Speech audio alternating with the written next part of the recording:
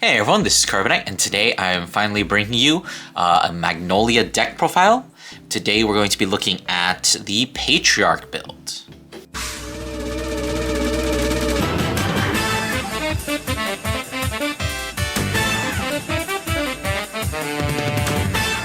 So with the release of Magnolia Patriarch, we have actually seen the evolution of 3 brand new Magnolia decks. Of course, we have the Pure build, which we're going to be taking a look at today. We also have both an improved version of the Mask variant, as well as Elder. Now, I personally am a much bigger fan of Elder, but I think that this deck has enough going for it that you could definitely just play it as a standalone deck if you don't want to commit to the Elder. But this deck, I think, is a little bit better than I initially gave it credit for. I still don't think it's as good as any of the either of the other 2 variants. But, you know, it is a solid enough deck. It is definitely still missing a lot of things that we'll be talking about throughout the deck profile. But without further ado, let's go ahead and just hop straight into the deck profile. Alright, so starting off where we always do, we have the Rideline. Now, I have opted to go for a kind of a hybrid build where we are playing slight Zorgnolia. Of course, we're playing the starter, you know, Lotate being your typical D starter. I will say I would definitely recommend you actually playing Lotate in this slot just because the deck is slightly xenophobic. So having more names in circulation is always going to be better than not having them, especially considering that we are playing quite a few non-names, one of which being, of course, the Rancor Chain. Now, this is a pretty old card, came out in the very first set of the, of course, he is an Act, Soul Blast 1, you draw 2 cards, then you either discard an order from your hand, or you discard 2 cards. Now, in this deck specifically, the reason we're not playing Karis is just because I've whiffed too many times off Karis, and a lot of the times he's not really worth it. Like, it is like a nice +1 if you get it, but a lot of the times it's easy to high roll because you can mill some good stuff, but I think I would rather guarantee the cards in my hand in the early game. And honestly, if you whiff all the order in this deck, it's really not that bad because you already have like a lot of cards that want to be in the drop zone anyway, so this kind of just cycles you a little bit deeper into the deck and just lets you find those pieces that you do kind of need to see in the drop zone. Now, of course, we have Lattice, who we've gone over plenty of times at this point. When he's ridden over by a Magnolia Soul Blast 1, choose a grade 3 or greater a grade 3 or greater card or a normal unit from your drop, add it to your hand for 1 Soul Blast. And then he is also a decent attacker. He's 15k while you are on Magnolia. So if you ever need him, you can just call him back. And of course, being a Sylvanhorn Beast, he is pretty easy to call. Now, of course, we do have our top end, the Magnolia Patriarch. This is actually our Vanguard, so his skills are relevant. So the first skill, obviously, when he's placed, you choose a Sylvanhorn Beast in your drop. You may call it to any rearguard circle. And then his continuous, as long as your opponent is on grade 3, all of your rearguards gain 5k and it can intercept from the back row. Do note that that's during both players' turns, so all of your things are at 15k base most of the time. As well as the fact that if you Persona Road, he gets a drive +1. Now, of course, that means that Persona Ride is actually very, very valuable in this deck. It is super reliant on it, as we'll be talking about a little bit more later. And then, you know, the main skill, act once per turn, Counterblast 1, choose the same number of your rearguards equal to the number of your opponent's grade, and then they can attack from the back row until end of turn. So obviously, if you're going first, you're only going to be able to attack with 2 back row units, but if you're going second, you can choose your entire back row and allow them to attack. All right, so moving on into the main deck, of course, we do need to be maxing out on Persona Ride. You get so much advantage from actually Persona Riding, it's just not even funny. Of course, there's the on-play skill, which is, you know, just a free +1. You get a massive amount of power, which is what you do need in order to, you know, actually kill with this deck. And then there's a whole bunch of other cards that activate whenever you do place your Vanguard. So being able to rewrite is just very important. Now, there, of course, is a way to technically search search Persona Ride. It's a not very good way, but it is there just in case you do need it. And of course, to that effect, we are playing for our Regalis piece. We are just playing the Gradius Gradale just because Persona Ride is very, very important if you want to have a chance at actually winning the game. Unfortunately, this card is just objectively worse than, you know, actually Persona Ride because you're not placing your Vanguard, you're not riding, you're not getting that on-place skill. But, you know, it's better than nothing. It is also another normal unit, so it is possible, if you see it in the early game, it is a very easy discard off Rancor Chain because you always have the Lattice to get it back, or it's another good card to discard for riding up to grade 3 because Lattice just gets it back. So just being a normal order is very useful and very, very handy. Right, moving on into the grade 2s, we are going to be playing 3 copies of Goyoldo. Now, Goyoldo is, of course, just one of the best pieces in Magnolia.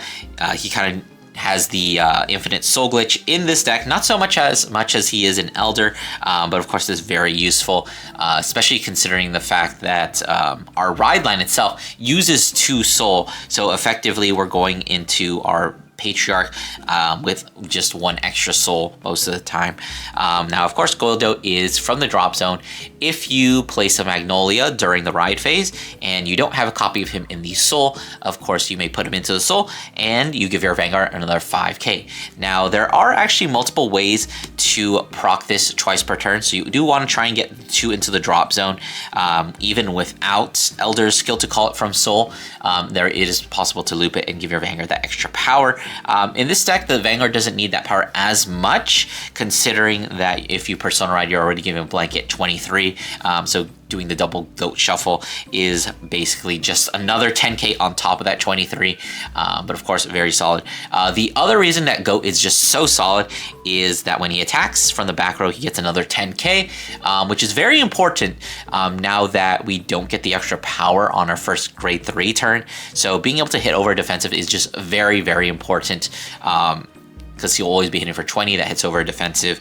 And then, of course, once your opponent is on grade 3, he's going to be hitting for 25, which still hits over defensive. So just an overall very solid card. Now, of course, you do want to put him behind the Vanguard because when he does attack from there, at the end of the battle, he can retire himself in order to draw a card. So just Goat being as good as always. Of course, 3 has just always been the magical ratio. We do have a lot of ways to cycle through our deck in this build, so I don't really feel the need to put him at 4. Definitely, if you want to, you could put him at 4 copies. I think he's worthy of that, but just for ratio reasons and the fact that I want to include other things, 3 is honestly perfectly fine. And another card that basically serves the same role as Goat, but also a little bit different. We're going to be playing 2 copies of Commodred in the deck. Now, Commodred, just like Goyoldo, whenever your Magnolia is placed, you can activate one of the following. Do note that unlike Goyoldo, your Magnolia doesn't have to be placed during the ride phase, which isn't relevant for this deck, but it is for other builds. But you choose one of the fun. You can either put him to Soul and then reduce the counterblast cost of your Vanguard by CB1, or you can actually call him out and give him another 5k until the end of the turn, assuming your opponent is on grade 3. So he'll always be able to hit whenever he calls out. So basically, he's either a Maple or he's Goyoldo and just goes to Soul. Unlike Goyoldo, he doesn't have the restriction that you can't have another Goyoldo in Soul. So if you do just have 2 of these in your drop, you can't just slide them both to Soul if you need the extra Soul, which, like I've been saying, the deck is kind of does have some soul issues considering your Rideline is using 2, which is why we don't have a lot of cards in the main deck that actually do use soul. I think it's like 1 or 2, because especially if you don't Persona Ride and you have to play Gradius, you don't get any more soul, considering the only way to get these guys is by rewriting. So it's pretty important. And then of course that extra reducing the CB cost is very relevant. It means that you can actually like stay at 1 damage and still have that 1 counterblast available for another skill. So it's just so useful. Basically, these cards are doing similar things. So playing 5 copies does feel pretty good. And like I said, there's a lot of ways to like tutor them out of the deck in this build, which is why I'm pretty comfortable playing lower ratios for a lot of the cards. All right, moving on. I am playing 3 copies of Banaspati. This card is definitely not as good as it is in Elder, but you know, as a card that is able to just call back anything, it is still a fairly solid card. So when he is placed on rear, as long as it's not the battle phase. So literally call him from deck, call him from drop, call him from wherever. You may counterblast 1, Soul Blast 1. Choose one of your Vanguards with Sylvan Horn Beast in its card name. For every 2 grades of that unit, you call 1 card. So since you are maxing out at grade 3 in this deck, you are only going to be able to call 1. So this is basically an Elena from set 1, but slightly worse because it didn't give 5k. But you know, he is a solid attacker in his own right. When he attacks, he gets another 5k, so he's 15k. Even in the early game, because it's still checking your grade, the grade of your current Vanguard, and since you're going to be at grade 2, if you're calling him on turn 2, he is still going to be at least 15. So very good attacker. He caps out at 20 when you are on Patriarch, unfortunately, which does not hit over defensive. Because it's only going to be at 20k base when you're going second on your first grade 3 turn, obviously. But when you do Persona Ride, he does become 30k, which is a pretty good number. That's asking for a 20k guard, so very solid. He is also necessary if you want to do the Goat Shuffle on turn 4. So say you have you need a bonus body in the drop zone as well as your 2 gold oats. So when you Persona Ride, what you do is you put the first goat into Soul, and then you use Magnolia skill in order to call out the bonus body. Bonus body will counterblast 1, Soul Blast out the goat, and then you can probably just call back the goat. And then of course the second goat, now that there's no longer goat in Soul, it can go to Soul as well. And then you give your Vanguard another 5k, making it 33 for your Persona Ride turn, which is an actually threatening number, which of course is one of the advantages that Patriarch does have over Elder, which is that it can actually produce threatening numbers. Now, speaking of threatening numbers, of course we have put 2 copies of Genosla back into the deck. This is our main way to get big unguardable numbers, just stacking Genosla. You don't really need him, especially in the early game. He doesn't really do too much. You don't really want to commit the counterblast to him unless you're getting like at least 25k off of him and passing it around. Obviously, thanks to another card in the deck, we can pass around that power a lot more efficiently, effectively passing it to like 3 different units, which is why, you know, we only need 2 copies of him. If we see him, it's really good, but you really only need 1 since he is very revivable. Obviously, you have the bonus body, and of course, you know, he's a Sylvan Horn Beast, which makes him revivable off of both the Patriarch itself as well as one other card that we'll look at in just a bit. But you know, obviously this is your main way to kill. Now, like I've said, we do actually have a bit of soul issue in this deck because of our Rideline. So I'm playing 2 copies of Voyard in order to help us addend that. So Voyard is that when this unit attacks, he gets another 5k and he seals intercepts, which is pretty decent. Going first, he is a 15k attacker, and if your opponent has double intercept, they can't just throw that down in order to, you know, get the free 10k guard to block his attack. They do have to commit the 15k from hand, so it's pretty solid in that sense. And then even attacking at 20k, that's still the same issue. 10k, that would be a double intercept, or, you know, God forbid they have an intercept for 10k, they can't use it. But like bonus body, he does make the cardinal sin of only getting up to 20, which, as I've said, does not hit over defensive. But, you know, under Persona, he is 30, which is a decent enough number. But the main skill we have him in here for is that at the end of the turn, if you attacked with a unit from the back row, and of course, if you are on Magnolia, you can put him into the Soul in order to draw a card. So he's just a better copy of Inlet Pulse. He gains power. He does the exact same thing. He doesn't need you to attack 4 times. So just being able to get a little bit of soul with, in case you don't Persona Ride, because there are times when you go into your first grade 3 turn and you empty out your soul completely. So being able to call a Voyard is just very nice. He does also serve as, I've seen him, or I've been using him somewhat as a second copy of Goat, because obviously you can only use 1 Goat per turn. So if you just don't have anything to revive, you just call the Voyard, and now you're drawing 2 cards during the battle / end phase. So he's just very solid in that sense. I'd say if you are going to cut anything, you could definitely cut the Voyard. He's not as useful if you want to play some other tech choices, but I think he is still worthy of being in the current build. Now, speaking of Xenophobia, we are going to be playing just 1 copy of the Lilikoi. I was playing 2 copies of this before, but I did take out 1 copy for a card that I think is just overall better. So Lilikoi is when he's placed on rear, other than during the battle phase, of course. So of course from drop, from hand, from deck, wherever, you can Energy Blast 3 and then choose one of the following. You either choose a Sylvan Beast from your drop zone and call it, but of course that's the only skill we're going to be doing because the other one applies to masks. And then his other skill is that whenever a Sylvan Beast gets attacked, which is going to be pretty much everything on board in this deck, you can retire him to give it 10k. So it gets around intercept restrictions. It's a 10k intercept effectively without intercepting. So it's solid.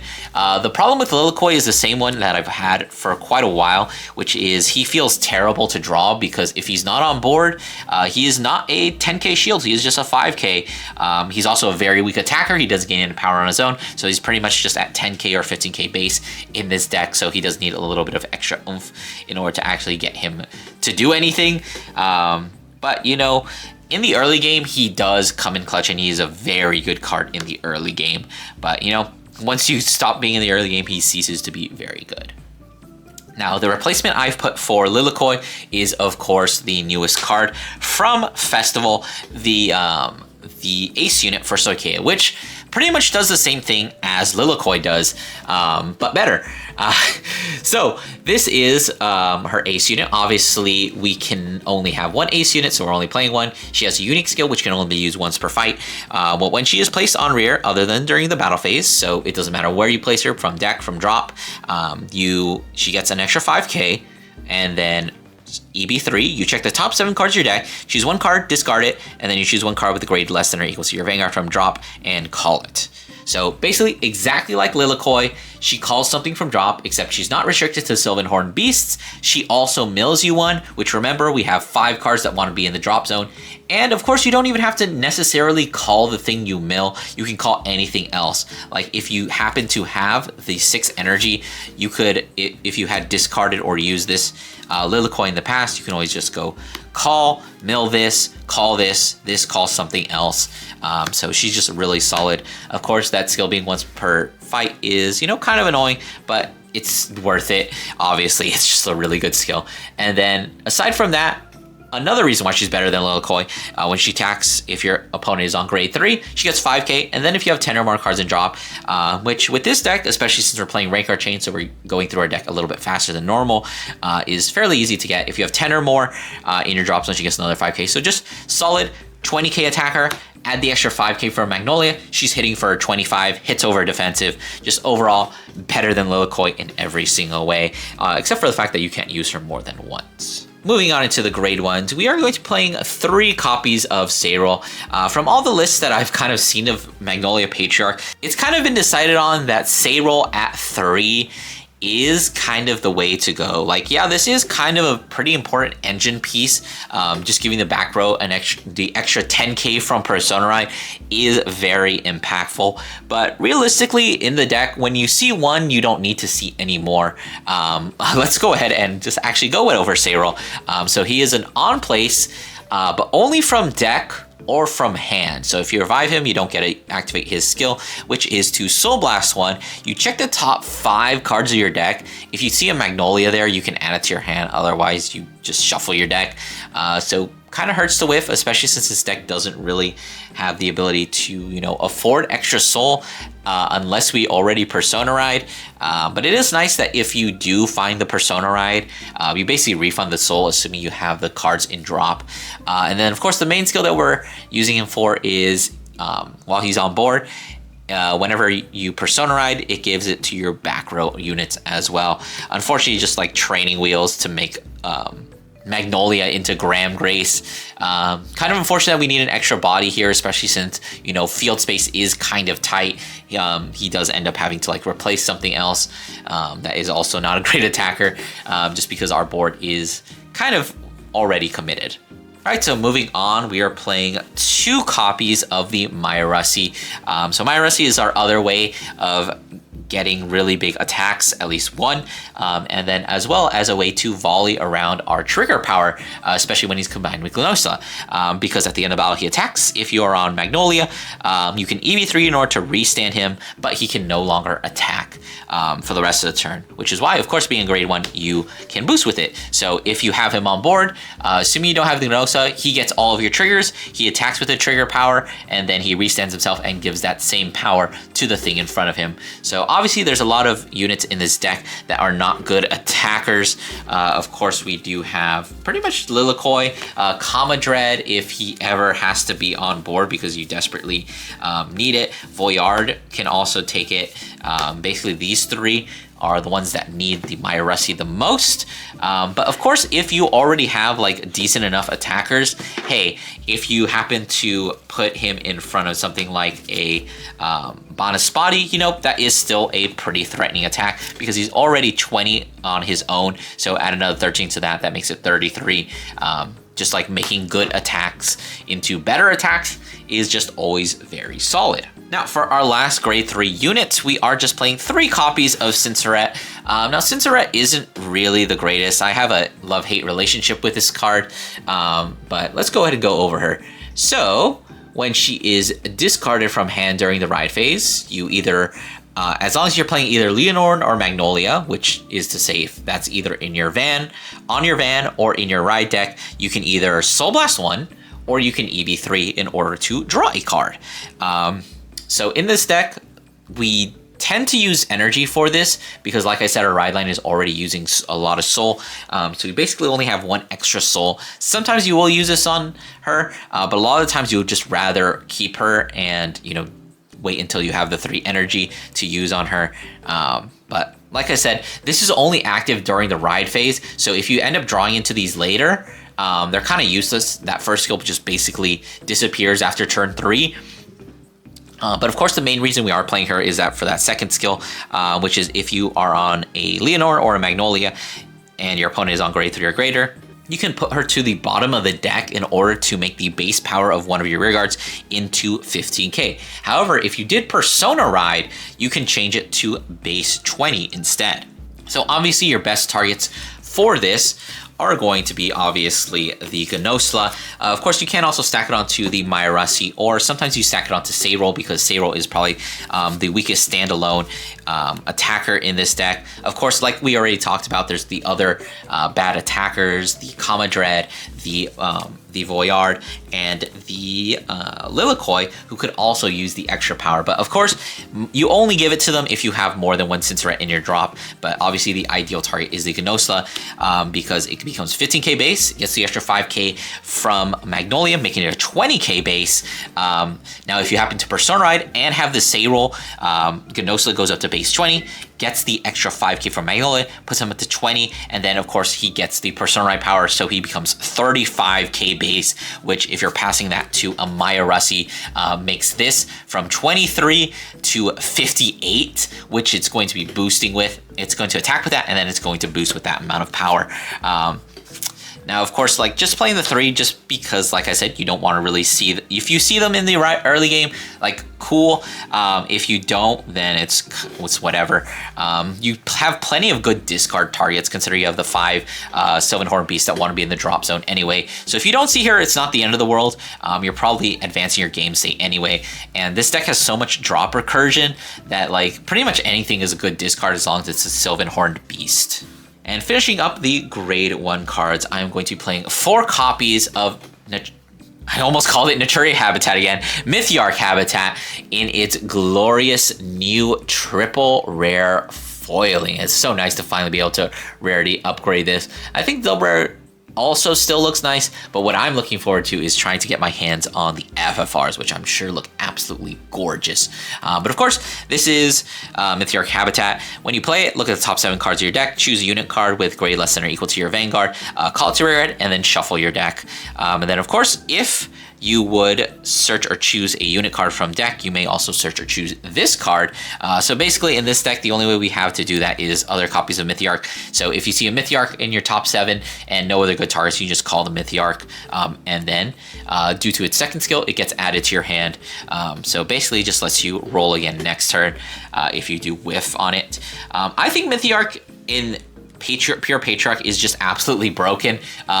If you ever see this card, you always want, you can pretty much play this every single turn because you're playing enough grade 1s. You don't actually mind calling any of this. Sayro procs off of this because he gets called from deck. Mytharch is always good to have early in circulation. And even if you end up calling a Cinderette, it's still fine because like you just retire her and then you can use her skill. Obviously, the best time to use this is turn 2 because, you know, it allows you to call any of your grade 2s. You have a lot more of a choice. You have a lot more options. But of course, this is the main discard target off of Ranker Chain. This is the order you're most likely to see and discard, which is kind of disappointing because sometimes you do want to play it on your first turn. But you know, if you discard it and you don't see another one, it doesn't matter because when you ride up to Magnolia, you just add it back. It's a little bit slower than Tear Husk's Dragon because you don't get it on turn 2. Instead, you get it on turn 3. But I just think that the versatility that Lattice gives you, both being a Sylvan Beast and the fact that he allows you to perform the Goyledote Shuffle when you ride up to 3 is just a lot more worth than just getting this on turn 2 with Tear Husk's Dragon. And like I was saying, this card also just does allow you to play a lot fewer ratios. Like as you can see, I don't think I'm playing a full playset of anything in this deck outside of Persona Ride and this card. But just the fact that you have Habitat means that even if you are playing lower ratios in this deck, it's pretty easy to see them. Because like I said, there's a lot of drop recursion. So once you see something, you tend to have access to it for the rest of the game. Alright, so moving on into our basic things. Of course, we are playing the 3 PGs and the 1 Elementaria. First time that Magnolia is really able to actually play Elementaria, I believe. So moving on into our trigger lineup, pretty basic things. We are going to be playing the 4 and 8 crit. Quick note for this, I would definitely advise play Jackalope. You definitely need to be playing Jackalope because it does come up sometimes that you see nothing but your non-Sylvan Beasts, and sometimes you just want a free booster. Like I've said, I played a turning last week and I ended up calling Lotte twice just to be a booster behind the Vanguard, just to make it a cringe number that they couldn't guard. So being able to have access to that option is just very important. I would definitely recommend just play Jackalopes. The card is like 5 cents. Just shell out the $1, not even $1. Shell out the 50 cents and buy Jackalopes if you're going to be playing this deck. Of course, we are just going to be playing 3 draws. I think you could definitely get away with playing front in this deck, but I obviously feel a little bit more comfortable playing draws just because like we're not really playing anything at playsets, so being able to see more of your deck is just a very nice benefit. And then of course for our heal triggers, just playing vanilla heal triggers. Once again, play the Sylvan Beast. It comes up. I have played this deck enough times that you do not want to be caught without a actual call target. Now for my OT, I am doing something a little bit different. For once, we're not actually playing Blessed Favor. I'm actually playing a red over trigger. This is the one that you choose one of your units. It gets the ability that when it attacks, it restands itself. Now, I definitely do think that Blessed Favor is fine in the deck, but I think that your ceiling is so much higher if you play red OT. Let me get this out of the way so I can show you why. So the reason we're playing red OT is simply because of the existence of 2 cards in the deck. Of course, the first being Ganosla and the second being Mytharch. So if you hit red OT while you have any combination of these cards on board, it effectively multiplies your OT by either 3, 4, or 5. So normally this is just, in any other deck, this is 2 attacks with over trigger power, right? In this deck, if you say have only a Mytharch, this becomes 3 attacks with 100 million power because you give the skill to Mytharch, You swing with 100 million, overcharge skill, he restands. You swing again with 100 million, you use his skill, EB3, restand. Boost the thing in front of him, 100 mil, 3 attacks. Now that's your lowest, that's your floor for hitting this. Your next one is if you have just the Gnosla. Now this one is going to cost you 2 CB, but the deck has enough ways to like not really use its CB if you really need to, and you can just, you know, cater your damage. So the way you do this is you give the 100 million skill to Gnosla. Gnosla swings, counterblast 1, give 100 million to something here. Counterblast at the end of the battle or when it attacks, it's going to restand, and now you swing again for another 100 million. Skill again, because it's not a once per turn, because this is a set 1 card. Counterblast 1, give something else 100 million. Now that is already 2 attacks with 100 million, 3 attacks, 4 attacks with 100 million. So where things get insane is when you happen to have both of them on board. Because now what happens is you do the same thing where you give everything to Gnosla. You give the skill, you give the 100 million. You go Gnosla swing for 100 million, counterblast 1, give 100 million to Mytharch. Then he restands himself. Swing again for 100 million. That's your second 100 million swing. Counterblast 1, give 100 million here. Third 100 million attack here. Fourth 100 million attack, swing with Mytharch. End of the battle, EB3, restand. Fifth attack with 100 million. So just the fact that even your floor with this red over trigger is still 3 attacks with 100 million means, and you cap out at 5 attacks with 100 million, although it does cost 2 CB, which, you know, is not too hard to accomplish in this deck. And of course 3 EB, but you know, you're always gonna have that. Just makes it so that this card, if you hit it with like any combination of these cards, tends to be an auto win button, or you're absolutely shredding your opponent's hands. They need at least 3 PGs. If they are at 5 damage, that is 5 attacks of 100 million. They cannot live that even with 4 PGs. If they're at 5 damage, they would need a heal. So just the fact that this combo exists and that it is an auto win in a lot of situations makes it so that I think that this overtrigger is worth playing. Probably not just in this mag build, but I kind of like this in any mag build that is playing these cards. As long as you're playing Gnosla and Mytharch, I would recommend always play the red overtrigger. All right, so that's gonna do it for my Magnolia Patriarch deck profile. I will be doing deck profiles on the other 2 builds of Magnolia, of course, but I'm still refining them a bit right now. To me, this was one of the builds that was kind of the easiest to make feel comfortable. I think this build is definitely fairly solid. Obviously, there's a lot of different things that you can do with Patriarch. I even made this really wacky build that used like Silverwind to put power on Gnosla and played a bunch of grade 1s. That build is kind of wacky, but like I said, there's a lot of different ways to build Magnolia. This is just one that I think is pretty decent. It's fairly solid in what it's doing. There's nothing really extra or fancy about this build, but it just does what it does, and it does it pretty well. But that's going to be it from me. I hope you guys enjoyed. Don't forget to do all those YouTube things. Like, comment, subscribe, and I will see you guys in the next one.